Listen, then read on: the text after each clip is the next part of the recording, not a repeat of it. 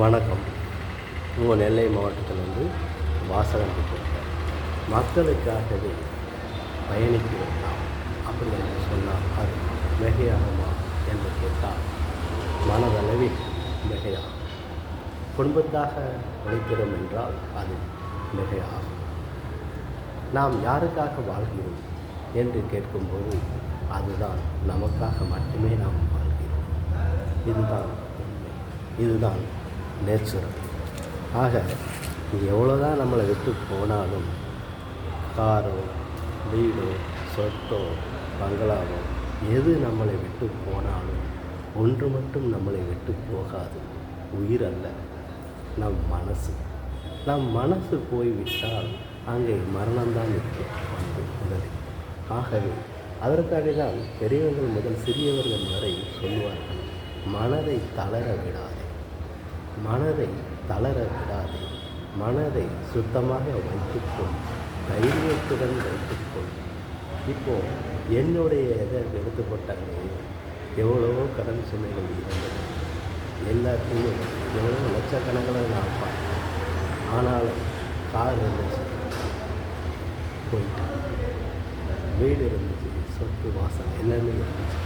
ஆனாலும் நான் சந்தோஷமாக தான் இருக்கிறேன். அந்த சந்தோஷங்கிறது சோகமாக இருந்தால் மட்டும் என்ன திரும்பி வந்துட போகுது இல்லைன்னா. அதனால தான் சந்தோஷமாக இருக்குன்னு எல்லோரும் சொல்லுவாங்க. வாழ்கிற நாள்ற விட நாம் இறக்குற நாள் தெரிஞ்சுட்டால் வாழ்கிற நாள் நரகமாகி போயிருக்கு. ஆனால் நான் என்ன சொல்கிற வரேன்னா, வாழ்கிற நாள்ற விட இறக்குற நாள் தெரிந்து வாழ்கிற நாள். எப்படி உதாரணம் என்றால், நாம் உறங்கி எரிச்சானால் உயிரோடு இருக்கிறோமா இல்லையா, அந்த உதாரணத்தில் தான் நான் பேசிக்கிட்டேன். ஆக வாழ்வுங்கிறது மரணம்ங்கிறது டெய்லி வந்துட்டு தான் இருக்கிறது. அதற்கெல்லாம் மஞ்சக்கூடாது. ஆகவே இதையெல்லாம் நாம் உணர்த்தி விட்டாலே நமக்கு சந்தோஷம் தன்னாப்பில் வரும். யாரும் சொல்லிக் கொடுக்கணுங்கிற அவசியம் இல்லை. ஆகவே சந்தோஷமாக ஒவ்வொரு வினாடியும் கழித்தாலே போதும். வாழ்க்கையில் நாம் இல்லை எல்லாருமே ஜெயிக்கலாம் அங்கிற உதாரணத்தை உங்களிடம் வைக்கிறேன். மேலும் நம்மளை பற்றி நாம் வைராக்கியம் யாருக்காகவும் உன்னை நீ காயப்படுத்தி கொள்ளாதே.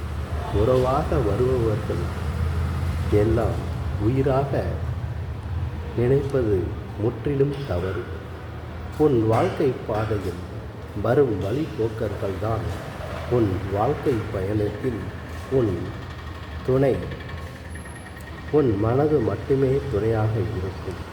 துன்பத்தையும் தூரமாக வைத்து இன்பத்தை இதயத்தில் வைத்து நம்பிக்கையை நமக்குள் வைத்தால் எல்லாம் வெற்றியாகும்.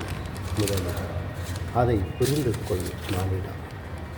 உனக்கு எவ்வளவு வலிமை இருந்தாலும் வைராக்கியம் இருந்தால்தான் எதையும் சாதிக்க முடியும். நல்ல நோக்கத்துடன் நாம் பயணிக்கும் போது நமக்கான பாதையில் நம்மை இந்த பிரபஞ்சமே வழிநடத்தும் என்பது நான் உணர்ந்தவன். ஆகவே அந்த உணர்வின் அடிப்படையில் தான் இதை நான் கூறிக்கொண்டேன்.